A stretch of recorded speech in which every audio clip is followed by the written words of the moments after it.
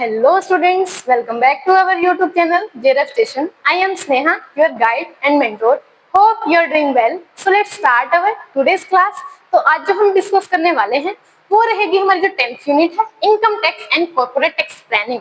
तो उसके जो भी हमारे PYQs आए थे, जो भी हमारे क्वेश्चन पूछे गए थे जनवरी 2025 के एग्जाम में, तो आज हम उन सब PYQs को एक ही वीडियो में डिस्कस करने वाले हैं। तो प्लीज आप इस वीडियो के साथ एंड तक बने रहिएगा। So let's start our today's session.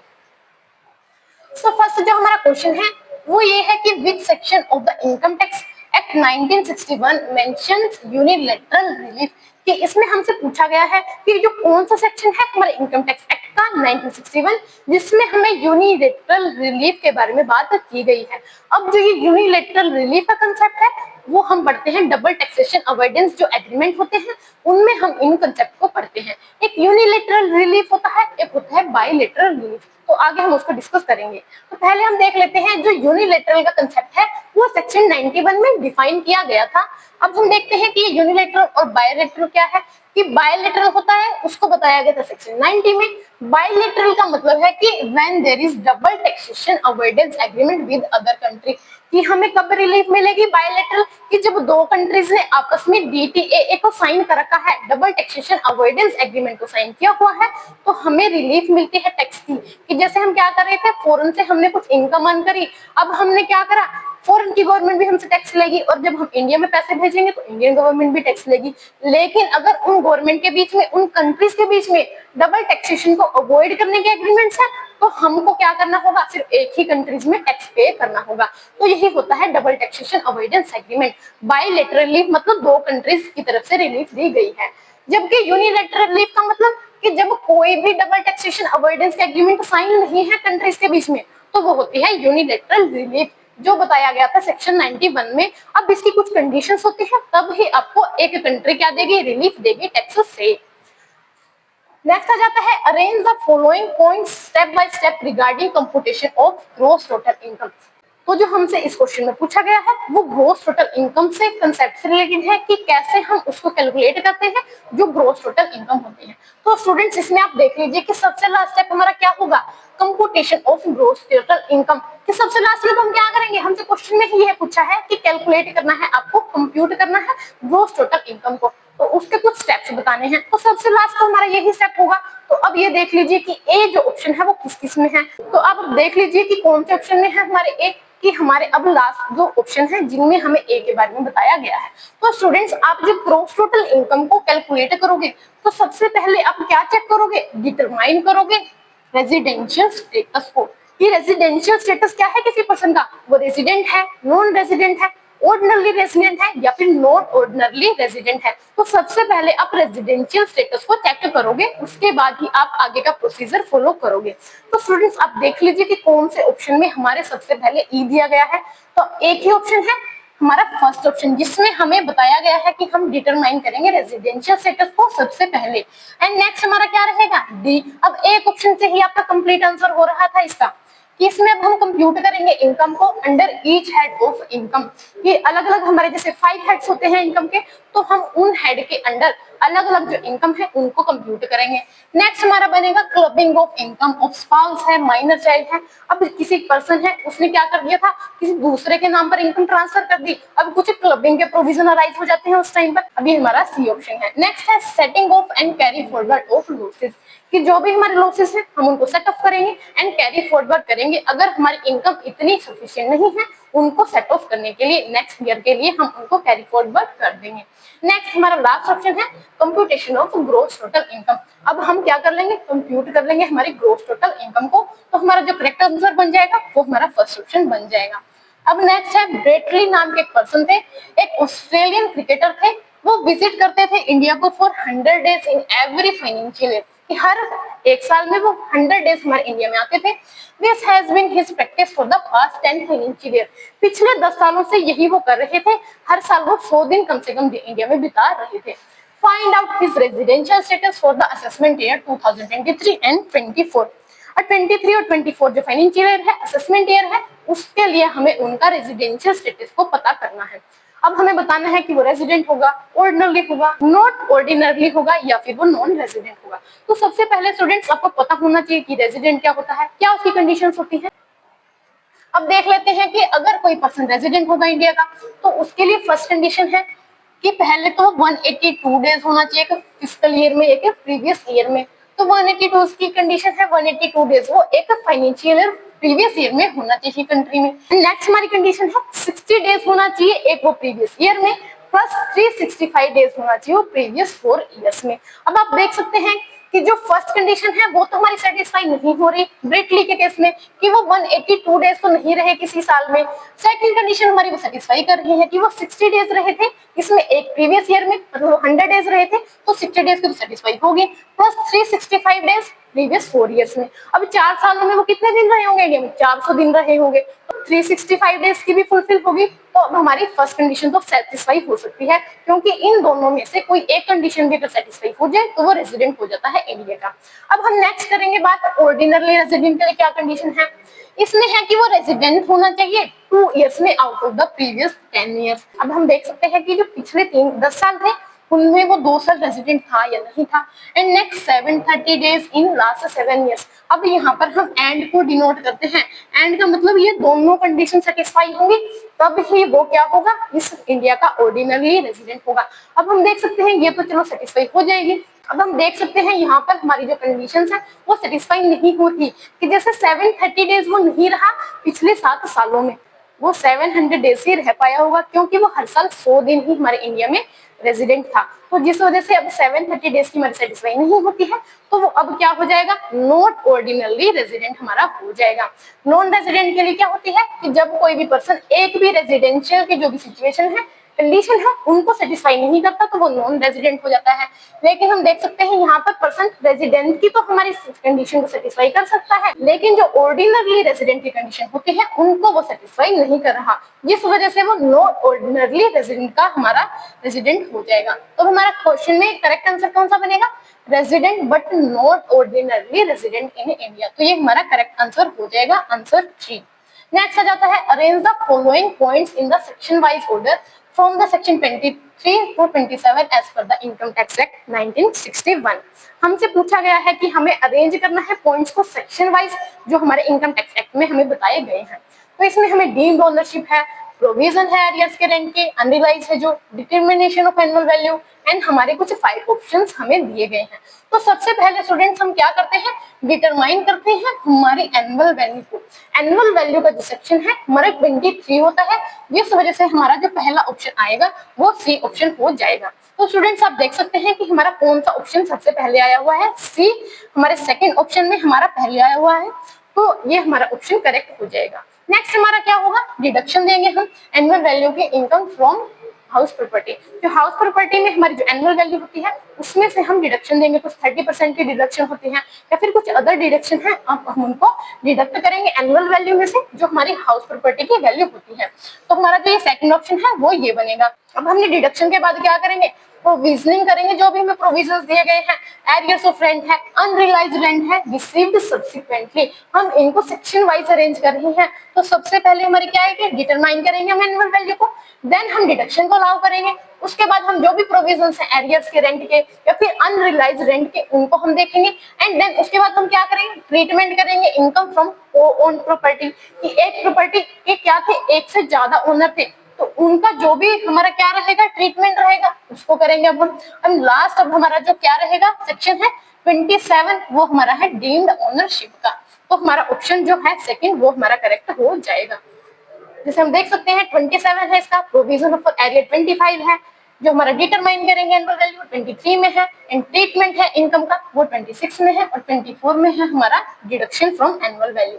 Next आ जाता है which of the following refers to an attempt to avoid payment of taxes using illegal means, कि हम क्या कर रहे हैं, कुछ इलीगल मीन्स का यूज कर टैक्स को बचा रहे हैं, टैक्स लायबिलिटी को कम कर रहे हैं। तो वो तो सिंपल क्या मतलब होगा कि इलीगल मीन्स हम कुछ गैर कानूनी तरीकों का यूज कर हमारी टैक्स लायबिलिटी को कम करते हैं, तो वो होता है टैक्स इवेजन, मतलब टैक्स की चोरी करना। ये ही है हमारा टैक्स इवेजन का कंसेप्ट जो आपको क्लियर हो गया होगा। अब हम कुछ डिस्कस कर लेते हैं कि टैक्स प्लानिंग क्या होती है या फिर टैक्स मैनेजमेंट क्या होती है और हमारी टैक्स अवॉइडेंस होती है।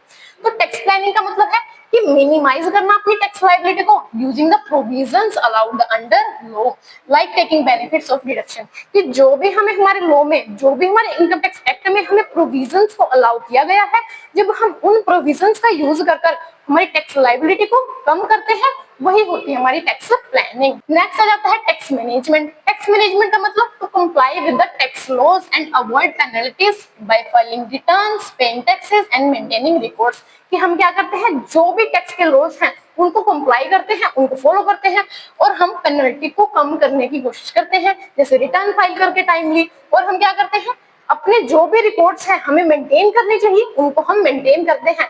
इसे ही हम बोलते हैं टैक्स को मैनेज करना, टैक्स मैनेजमेंट। टैक्स अवॉइडेंस, इसका मतलब क्या होता है, यूज ऑफ लूप होल्स या फिर grey areas in the law to reduce tax liability without breaking the law. Simple सा मतलब है, ये टैक्स अवॉइडेंस आपसे पहले भी पूछा गया है, पहले आपसे ये क्वेश्चंस में आया हुआ है। तो टैक्स अवॉइडेंस का मतलब है, लूप होल का मतलब कुछ कमियां, कि हमारे लॉ में, हमारे इनकम टैक्स एक्ट में कुछ कमियां हैं, तो उन कमियों का हमने क्या करा, फायदा उठा लिया अपनी टैक्स लायबिलिटी को कम करने के लिए। तो यही होता है टैक्स अवॉइडेंस, की ग्रे एरियाज को यूज कर लिया हमने, कि जहां पर प्रॉपर हमारे लॉज नहीं थे, प्रॉपर प्रोविजनिंग नहीं हुई थी रूल्स रेगुलेशन की, तो हमने उन चीजों का फायदा उठाकर हमारी टैक्स लायबिलिटी को क्या कर दिया, कम कर दिया। बट यहाँ पर जो मेन बात है, हम यहाँ पर लॉ को ब्रेक नहीं करे, लॉ में ही कमियां थी, उसका ही हमने फायदा उठा लिया। अब जो हमारी टैक्स मैनेजमेंट है वो भी लीगल होती है, ये भी लीगल है, और टैक्स प्लानिंग भी लीगल है, जबकि हमारी जो टैक्स इवेजन है, टैक्स की चोरी करना है, वो इलीगल होता है। नेक्स्ट आ जाता है identify which of the following statement are true. हमें आइडेंटिफाई करना है कि कौन सी स्टेटमेंट हमारी इसमें ट्रू है। फर्स्ट है इसमें, committed pension received by a government employ is fully exempted from income tax. ये बिल्कुल हमारी करेक्ट है, क्योंकि जो हमारी कम्यूटेड पेंशन होती है, अगर किसी गवर्नमेंट एम्प्लॉय को मिलती है, वो फुली एग्जम्प्ट किया गया है उसको टैक्स से, उस पर कोई भी टैक्स नहीं लगता। नेक्स्ट है section 30 of the income tax act 1961 discusses deduction in respect of rent, rate, repairs, insurance of building used by the assessee for the purpose of business, कि इससे रिलेटेड डिडक्शन के बारे में इस सेक्शन में बात की गई है। इसको हम आगे डिस्कस करते हैं, कि अभी हमें इसका नहीं पता ये करेक्ट होने वाला है या फिर वो रॉन्ग होने वाला है। नेक्स्ट है section 33 of the income tax act define provision regarding depreciation of tangible asset. इसको भी हम एक बार के लिए छोड़ देते हैं, कि कई बार हमें एग्जाम में क्या होता है, ये सेक्शंस याद नहीं रहते, तो हम आगे बढ़ जाते हैं कि हम देख सकते हैं कि क्या पता हमें इससे थोड़ा कुछ आइडिया राइज हो जाए हमारे दिमाग में। तो नेक्स्ट है capital gain arises from transfer of any asset. इसमें क्या बोला गया है कि जो कैपिटल गेन है वो अराइज हो रहा है ट्रांसफर ऑफ एनी एसेट्स। यहाँ पर बात की गई एनी एसेट, ऐसा नहीं होता, कैपिटल एसेट्स को जब हम ट्रांसफर करते हैं उससे जो हमें गेन होता है वो होता है हमारा कैपिटल गेन। तो हमारी ओनली कैपिटल एसेट से ही हमें कैपिटल गेन होता है, एनी एसेट से हमें कैपिटल गेन नहीं होता। अब देख लो, जिस भी ऑप्शन में डी है वो हमारा क्या हो जाएगा, रॉन्ग हो जाएगा। अब इस ऑप्शन में हमारे इन दो ऑप्शन में डी दिया गया है, तो हमारा ये रॉन्ग हो जाएंगे ऑप्शन, ये हमारे करेक्ट नहीं हो सकते। अब हमें देखना है ये वाला करेक्ट होगा या फिर ये वाला होगा।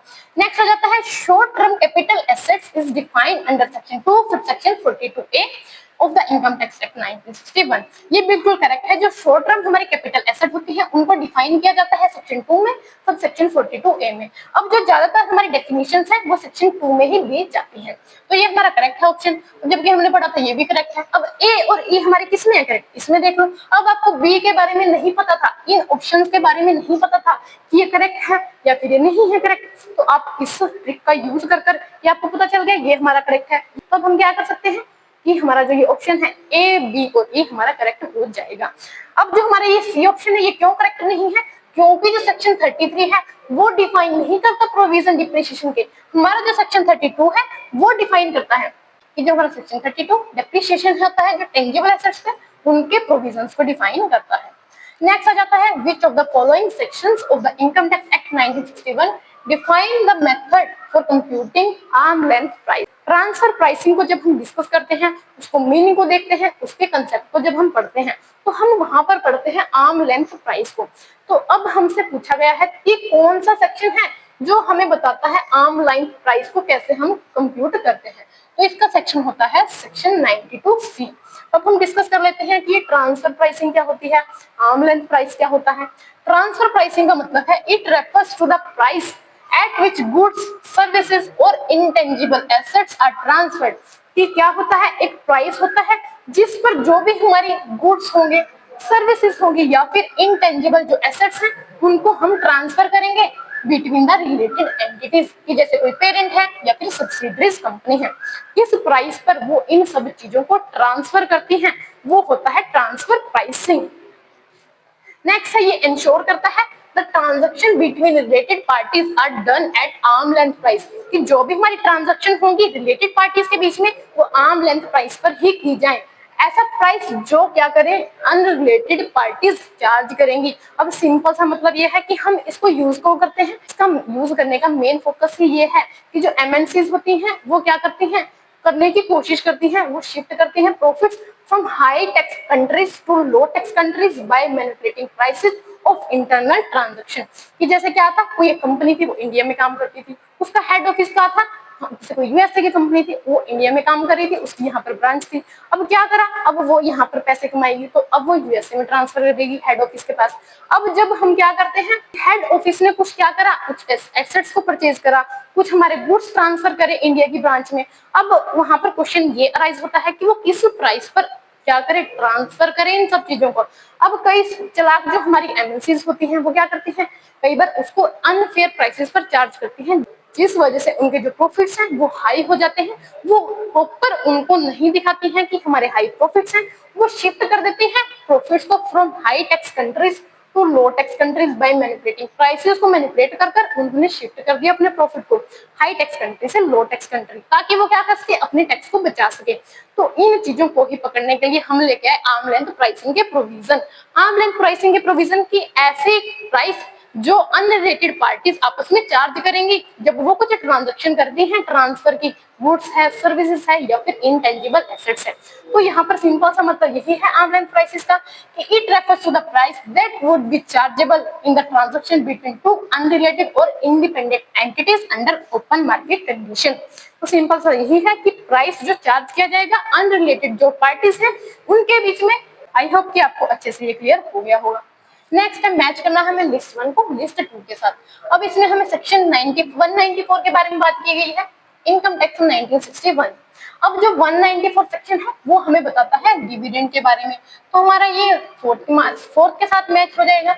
नेक्स्ट है 194 सी से आप याद रख लीजिए कॉन्ट्रैक्टर, कि अब जो हमारे ये सेक्शन है किससे रिलेटेड पेमेंट की देखता है, सेक्शन जो हमारा है ये वो देखता है पेमेंट टू कॉन्ट्रैक्टर या फिर सब कॉन्ट्रैक्टर। तो ये हमारा इसका ऑप्शन हो जाएगा 3। अब इसको करने से पहले हम इसको देख लेते हैं कि section 194 of the income tax act किसको देखता है, payment on account of repurchase of units by mutual fund. अब एफ है तो आप देख लीजिए म्यूचुअल फंड मतलब फंड, फंड से एफ, म्यूचुअल फंड की जो भी पेमेंट हो रही है रीपर्चेज जब हम करेंगे यूनिट्स को, तो उसके जो पेमेंट पे जो भी हमारे टीडीएस के प्रोविजंस हैं, जो भी हमारे सेक्शंस होते हैं उसको देखता है 194 एफ। तो स्टूडेंट्स आप इससे भी अपने क्वेश्चन को कर सकते थे। अब नेक्स्ट है 194 ई ऑफ इनकम टैक्स एक्ट, किसको देखता है, जब हमने कोई पेमेंट करी नॉन रेजिडेंट स्पोर्ट्समैन को, कोई नॉन रेजिडेंट था और वो स्पोर्ट्समैन था, उसको हमने पेमेंट करी, तो उसके जो भी प्रोविजंस होंगे वो सेक्शन 194 ई में बताए गए हैं। अब इसका कौन सा करेक्ट ऑप्शन होने वाला है, 194 का हमारा ऑप्शन है फोर्थ। अब एक ऑप्शन से ही आपका सारा काम बन रहा था, आपको और ऑप्शन को छेड़ने की जरूरत नहीं थी। सो हमारा ऑप्शन 1 बनेगा इसका। नेक्स्ट आ जाता है which of the following statement are true. हमसे पूछा गया है कि कौन सी स्टेटमेंट हमारी इसमें ट्रू है। इसमें है कि जैसे असेसमेंट ईयर है, असेसमेंट ईयर का इन्होंने क्या मतलब बताया कि period of 12 months commencing on the first day of April every year. ये सही है कि जो हमारा असेसमेंट ईयर होता है वो हर साल 12 महीने का होता है और एवरी ईयर बट 1 अप्रैल से शुरू होता है। नेक्स्ट है rounding off total income is defined under section 288B of income tax act. अब जो ये क्वेश्चन है ना, जैसे नेक्स्ट में हमसे 288A के बारे में पूछा गया है, इनको एक बार के लिए आप क्या कीजिए, छोड़ दीजिए, आगे आप अगले जो हमारे ऑप्शन है उनको डिस्कस कीजिए, क्योंकि उस टाइम पर हमें ये याद नहीं रहता कि किस सेक्शन में हमें इनको डिफाइन किया गया है। अब next question, assessee is always a person but a person may और मे नॉट बी असेसी। ये भी हमारे बिल्कुल ठीक है। इसने बोला है कि असेसी हमारा ऑलवेज अ पर्सन होगा, लेकिन कोई जरूरी नहीं है कोई पर्सन है वो असेसी हो या ना हो, क्योंकि कोई पर्सन है अब उसकी टैक्सेबल इनकम ही नहीं है तो वो क्या होगा, असेसी तो नहीं हो सकता। तो इस वजह से बोला गया है कि असेसी हमारा ऑलवेज पर्सन होगा, लेकिन जरूरी नहीं कि पर्सन हमारा ऑलवेज असेसी हो वो असेसी नहीं भी हो सकता है। नेक्स्ट है, a person may not have accessible income but may still be assessed. अब कोई पर्सन था कि उसकी असेसिबल इनकम नहीं थी, फिर भी वो क्या बन गया, असेसी। कि जैसे क्या था, किसी के पेरेंट्स से उनकी डेथ हो गई थी, अब उनके जो भी लीगल हायर्स होंगे, जो भी उनके वंशज होंगे, तो उनके ही नेम पर अब उनकी जो इनकम है उनके पेरेंट्स की, उनको चार्ज किया जाएगा, उनको असेस किया जाएगा। अब हम देख सकते हैं कि जो उनके लीगल हायर्स थे, वैसे वो असेसी नहीं थे, उनके असेसिबल इनकम नहीं थी, लेकिन उनके पेरेंट्स की डेथ हो गई थी, लीगल हायर्स थे, तो हमने क्या करा, उनकी जो इनकम है उसके पर्सन के नेम पर हमने क्या कर दिया, उसको असेस कर दिया। तो हमारा ऑप्शन क्या बन जाएगा, ए, डी और हमारा ऑप्शन ई बन जाएगा। अब ये हमारा सेकंड ऑप्शन हमारा करेक्ट होने वाला है। तो स्टूडेंट्स आप देख सकते हो, आप अगर बिल्कुल सिंपल ट्रिक का यूज भी करते हो ना, कि आपको इनको छेड़ने की भी जरूरत नहीं पड़ी और आपको ऑप्शन करेक्ट हो गया, तो सिंपल सा है कि आप इनको एक बार छोड़ दीजिए। अगर आपके पेपर में सेक्शन से रिलेटेड क्वेश्चन आता है, अगर आपको वो याद नहीं है, तो गलत करने की बजाय थोड़ा सा दिमाग का यूज कीजिए और अपने क्वेश्चन को आप करेक्ट कर सकते हो। तो अब हम डिस्कस कर लेते हैं कि जो ये राउंडिंग ऑफ होता है टोटल इनकम का, इन्होंने क्या कर रखा है, इनको इंटरचेंज कर दिया कि इनकम का जो राउंडिंग ऑफ होगा वो 288A में होता है, और जो हमारे टैक्सेस का राउंडिंग ऑफ होगा वो हमारे 288B में होता है। तो हमारे ये गलत ऑप्शन है, तो इसका हमारा ये होता है, जबकि इसका ये होता है, तो हमारे ये इस वजह से गलत ऑप्शन है। सो थैंक यू स्टूडेंट्स कि आपको आज का जो सेशन है आपको अच्छा लगेगा। आपके लिए हमने एक बिल्कुल कंप्लीट इसको अच्छे से समझाया है। सो अगर आपको कोई भी डाउट रहता है तो प्लीज आप अपने डाउट को कमेंट सेक्शन में पूछ लीजिए। So please like, share and subscribe our channel. Thank you.